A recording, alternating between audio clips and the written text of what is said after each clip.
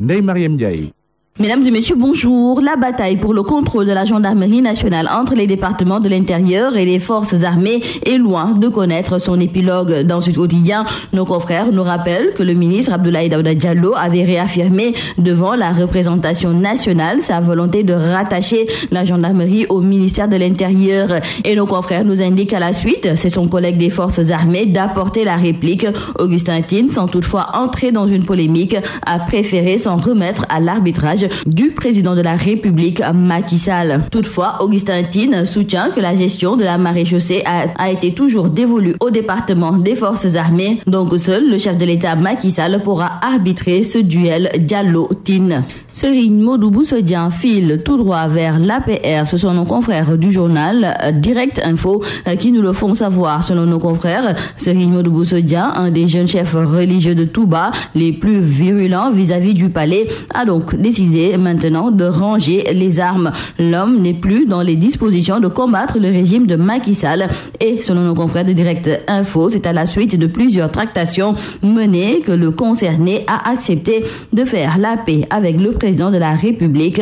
En plus, le président du collectif des jeunes marabouts du Sénégal sera reçu aujourd'hui ou demain par le chef de l'État, Macky Sall, une audience au cours de laquelle Modou Bousso Dieng pourrait faire une importante déclaration en faveur du parti présidentiel. Et parlons avec nos confrères du journal Zoom Info de ces libéraux qui tirent le diable par la queue. Nos confrères nous indiquent que les anciens tenants du pouvoir libéral sont si mal en point financièrement. Et c'est une de ces grosses pontes de l'ancien régime qui se dit fatigué de recevoir des sollicitations financières de ses frères de parti, qui a tenté sous le sceau de l'anonymat de lever un coin du voile. Il avoue à nos confrères de Zoom Info que certains libéraux se muent en consultant, mais cependant ils n'ont pas de marché. D'autres, percutés par la dépense quotidienne, tendent discrètement la main, et il y en a qui sont dans les deals des visas. Et nous restons avec les libéraux, car nos confrères du journal Le Populaire ont constaté que la bataille pour la libération de Karim Wade s'enlise. Maintenant, le discours de feu s'est vite délité, surtout après que la Cour suprême a entériné la peine dont Karim Wade a écopé.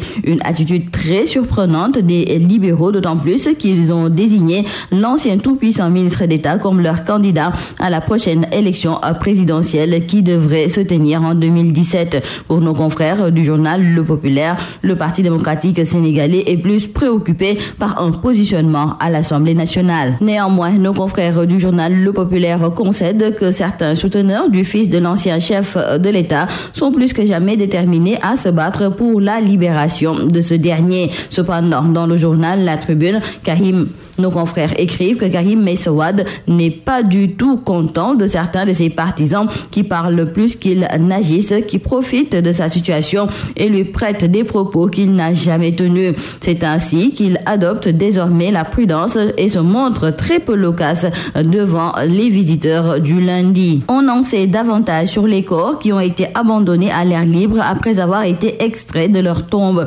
Nos confrères du journal Le Populaire nous reparlent donc de la profanation du cimetière de Pikine. En effet, selon nos confrères, dans la nuit du jeudi 3 au vendredi 4 décembre, les profanateurs qui avaient fini d'exhumer les corps pour procéder à des prélèvements ont été surpris par l'arrivée inattendue d'un individu. Et c'est ce qui a faussé les plans des profanateurs qui, gagnés par la panique, ont profité de l'obscurité pour dissimuler très rapidement deux corps. Et le principal suspect, Sayer Nying, selon nos confrères du journal L'Observateur, lui, il a été trahi par ses appels téléphoniques. Nos confrères du journal Enquête nous précisent même qu'hier, Sayer Nying a fait l'objet d'un second retour de parquet en attendant que son dossier soit confié à un juge d'instruction. Pape Massata Diack est convoqué vendredi prochain devant la commission d'éthique du Comité international olympique. L'information figure à la une du journal LAS. Nos confrères nous indiquent que ce dernier, éclaboussé par l'affaire de corruption au sein de la Fédération internationale d'athlétisme, sera devant les enquêteurs de la commission d'éthique.